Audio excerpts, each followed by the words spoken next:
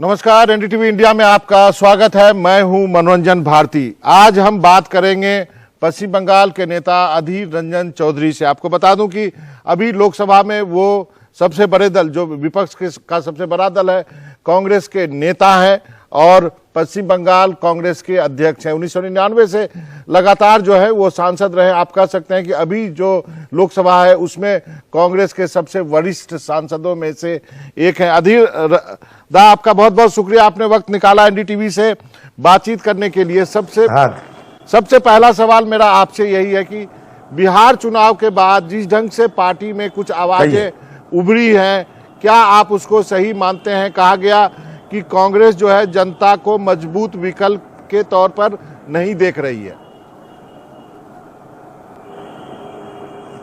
देखिए,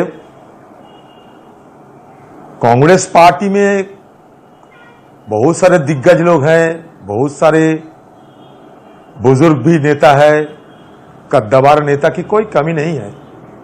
लेकिन मुझे यह कहना है कि चुनाव के उपरांत कहां गलती, ये पकड़ने के बजाय चुनाव के पहले और हमारे पार्टी की अच्छा नतीजा निकले, इसके लिए इन लोगों की तरफ से कोई कवायद हमें देखने को नहीं मिलता है। कोई जगह अगर हमारे चुनाव की नतीजा हमारे मन में भी हो भी सकता, नहीं हो सकती, इसका सारे व्याख्यान हमारे पार्टी के स्पोक्स पर्सन सब कुछ दे चुके हैं।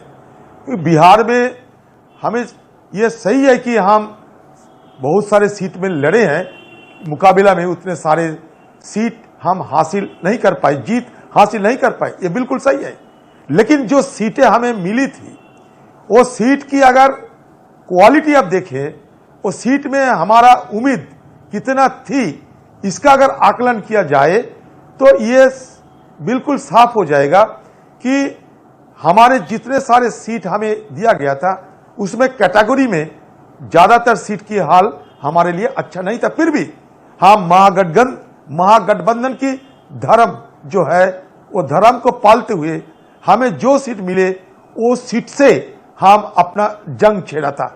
हो सकता कि उतने सारे सीट हमें नहीं मिल पाए, लेकिन बजाय तो है, बजाय यह है कि जो सीट हमें दिया गया था उस सीट में हमारा उम्मीद पहले से ही कम था। फिर भी हम लड़ने में चूके नहीं थे, हम लड़ने के लिए चूके नहीं थे। हम आमने सामने लड़ाई करना मुनासिब समझा, हम लड़े। ठीक है, कुछ सीटों में जरूर हारे हैं, लेकिन चुनाव के उपरांत तरह तरह की हमें आलोचना करना और खासकर वो मीडिया के सामने, मुझे लगता है ये हम जैसे नेताओं के लिए ये वाजिब नहीं है। ये मेरा कहना है और कुछ नहीं। अधीर दा, पिछले दिनों हुआ था, इन्हीं नेताओं ने, जिनकी संख्या करीब 22 नेताओं ने सोनिया गांधी को चिट्ठी लिख करके भी अपना विरोध जताया था। ये जो आपको लगता है बिहार चुनाव का ये इंतजार कर रहे थे एक बार फिर से अपनी आवाज उठाने के लिए? देखिए, इन लोगों का क्या मकसद, इन लोगों का सही वक्त या बुरा वक्त, कौन सा वक्त इन लोग खुद चुना है, इसके मुझे जानकारी नहीं है। लेकिन विरोध जताने की एक प्रक्रिया होते हैं।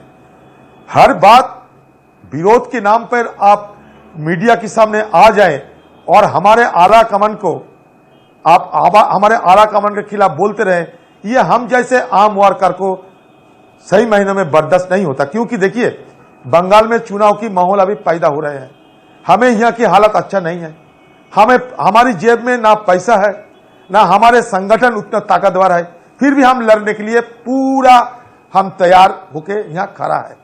अगर इस समय वो हमें मदद करे, हमारे लिए बेहतर होगी।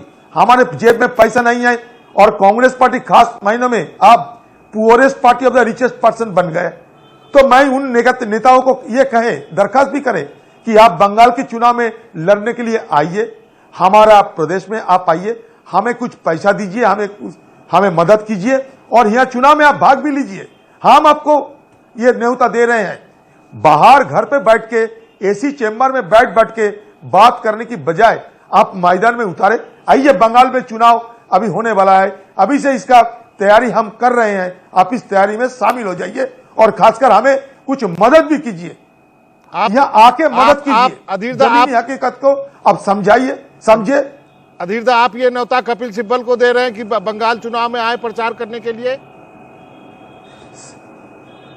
बिल्कुल बिल्कुल, और खासकर ये भी दे रहा है कि आप मुझे कोई आर्थिक मदद भी कीजिए, हमारे जेब में पैसा भी नहीं है, आप लोगों का पास तो पैसा है, हमें कुछ पैसा की मदद करो, हमें कुछ कानूनी मदद करो, हमें कुछ सहयोग करो। हम चाहते हैं आप जैसे कद्दावर नेता यहाँ आए, जमीनी हकीकत को समझे और खुले आम ये मैदाने उतारे, ये जंग के लिए हम आपको न्योता दे रहे हैं, आप आइए। अच्छा अधीरदा, दिल्ली में बैठ के भाषण देने की बजाय यहाँ आके आप काम कीजिए। अधीरदा, लेकिन सबसे बड़ा यह है कि जो नेता विरोध के सुर अपनाते हैं वो अधिकतर राज्यसभा से चुन के आते हैं, ये क्या वजह है? क्या उनको लगता है कि अगली बार उनकी राज्यसभा पक्की नहीं है? देखिए ये बात मैं तय नहीं करते, हमारा आला कमान है। देखिए मैं एक प्रदेश की नेता हूं, मुझे मैडम सोनिया गांधी जी, राहुल गांधी जी उचित समझा, इसलिए हमें फ्लोर लीडर बनाई, ये मेरे लिए बहुत बड़ी बात है।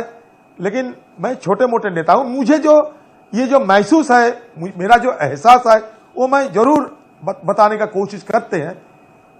इन लोगों का राज्यसभा मेंबर या लोकसभा मेंबर होना ना होना ये हमारे पार्टी के आला कमान तय करती है, इसमें मुझे कोई राय देने की लेकिन यही तो दिक्कत है अधीरदा, यही तो दिक्कत है कि आपको फ्लोर लीडर बनाया तो बहुत सारे नेताओं को अच्छा नहीं लगा, बोला कि ये अधीर रंजन कैसे फ्लोर लीडर हो सकता है, हम और उसी के लिए तो पीछे से वार हो रहा है। देखिए बात यह है कि यही तो हमारे पार्टी की सबसे बड़प्पन है, क्योंकि आपने जब इंटरव्यू शुरू की थी आपने ये कहा कि मैं लगातार 1999 से चुनाव में जीतकर सदन में एक सीनियर मेंबर की हैसियत से मैं उभर रहे हैं। मेरे साथ मेरा नेत्री मैडम सोनिया गांधी जी भी 1999 से ही चुनाव लड़ रही है। तो ये तो हमारे पार्टी की ये सबसे बड़प्पन है कि वो एक छोटे मोटे कार्यकर्ता को इस तरीके की सम्मान देते हैं।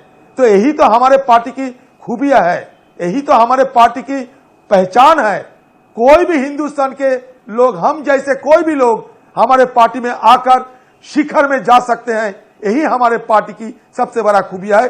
किसी को यह बुरा लग सकता है, यह उनका अपना राय है, लेकिन यही हमारे पार्टी की खूबियां है। लेकिन अधीरदा ये बात भी तो है, पार्टी में कंफ्यूजन है, सोनिया गांधी कब तक रहेंगी, राहुल गांधी आएंगे या नहीं आएंगे, ये कंफ्यूजन क्यों है? आप हमें बता दीजिए आपका नेता कौन है? राहुल गांधी है तो वो क्यों नहीं अध्यक्ष बनते हैं? हमारे नेता मैडम सोनिया गांधी जी है, हमारे नेता राहुल गांधी जी है। आप सब जानते हैं कि कुछ दिन पहले सीडब्ल्यूसी की जो मीटिंग हुई थी उसमें ये तय हुआ था कि अगले दिन सीडब्ल्यूसी और साथ साथ एआईसीसी बुलाकर हमारे नेता की चयन होगी। तो इसके लिए समय तो लगेगा ना, बीच में कोरोना आ गया, कोरोना में 6 महीने की गुजर गए, तो आप कहिए कि इस कोरोना की हालत में हमें क्या एआईसीसी मीटिंग बुलाना चाहिए या नहीं? आप इतना मत रेस्टिव होना, इतना आप धैर्य रखे, कुछ आप इतना अधैर्य ना हो, इतना बेचैन ना हो। कांग्रेस पार्टी अपनी ढंग से, अपनी तय तरीके से अपने पार्टी की नेता चयन करते हैं। आज की पार्टी नहीं है, जी, ये सालों बीत चुके, 135 इयर्स की पार्टी है। हमारे पार्टी के एक नियमों की तहत, एक अपना ढंग की तहत, हमारे पार्टी की एक तहजीब के तहत अपना पार्टी की नेता चयन होते हैं। आप बेचैन मत होइए, हमारे पार्टी की नेता जरूर चयन होगी, आप सब लोग देख सकेंगे। अधीरदा, आपने धैर्य की बात कही, 2 मिनट का धैर्य यहाँ पे रखते हैं, एक ब्रेक लेता हूँ, ब्रेक के बाद वापस लौटते हैं, फिर पश्चिम बंगाल पर चर्चा करेंगे। वक्त है एक छोटे से ब्रेक का, कहीं जाइएगा नहीं। अधीर रंजन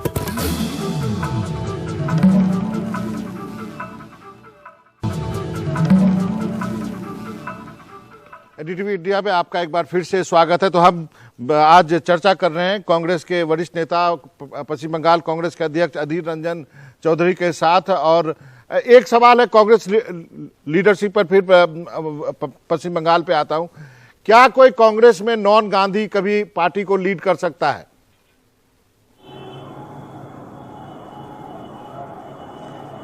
पहले भी किए हैं।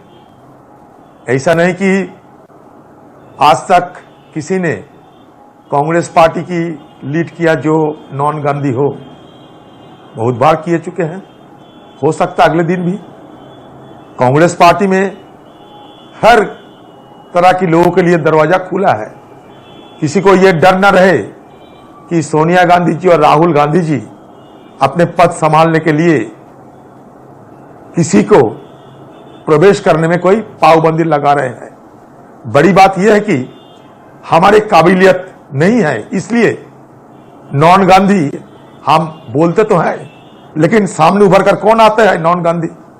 बात तो कहना आसान होते हैं, करके दिखाओ तब ना हम मानेंगे। जी आपने सही कहा। अगर सोनिया गांधी, अब तक सोनिया गांधी जी, राहुल गांधी जी और गांधी फैमिली है, ये हमारे लीडर की हैसियत पे है। ये कोई फैमिली मेंबर की हैसियत से नहीं, बल्कि हमारे लीडर की हैसियत से है। इसको काबिलियत पर हमें भरोसा है, इसलिए ये है।